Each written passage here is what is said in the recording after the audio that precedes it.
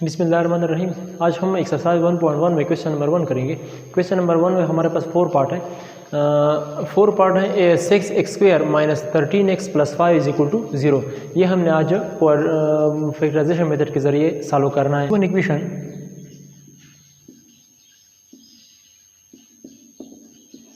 Equation given किया हमारे पास 6x² minus 13x plus 5 is equal to, factorisation method के जरिए हमने सॉल्व करना है। यहाँ पर 5 है, यहाँ पर 6 है। 5 मल्टीप्लाई बाई 6 क्या आता है प्लस 30, यहाँ पर माइनस 13 है।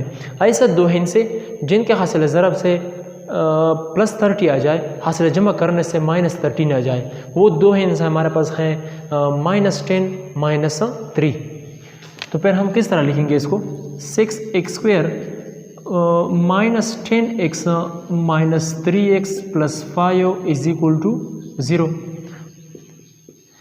दिस इम्प्लाइज, इन दोनों से मैं 2x को कॉमन करता हूँ, यहाँ पर बाकी रह जाएगा 3x माइनस 5। यहाँ से मैं -1 कॉमन करता हूँ, यहाँ पर बाकी रह जाएगा 3x minus 5 is equal to 0।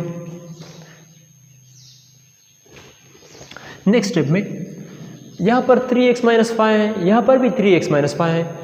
मैं एक 3x माइनस 5 को कॉमन करता हूँ, 3x माइनस 5 इंटू यहाँ पर बाकी रह गया 2x minus 1 is equal to 0। Either 3x minus 5 is equal to 0 और 2x minus 1 is equal to 0। Taking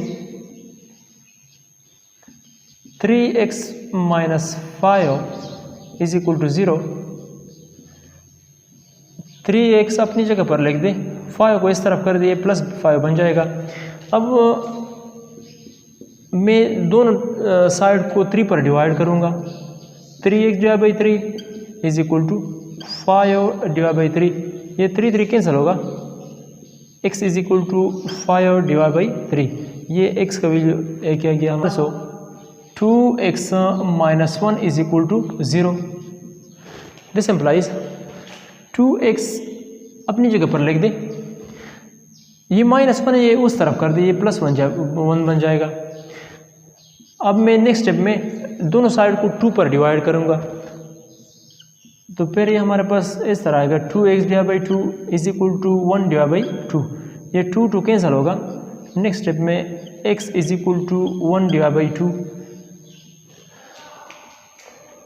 x का एक वैल्यू हमारे पास आ गया, x is equal to 5 divide by 3, दूसरा वैल्यू हमारे पास x का आ गया 1/2। Hence solution set 1 divide by 2 5 divide by 3, ये हमारे पास x का वैल्यू आ गया।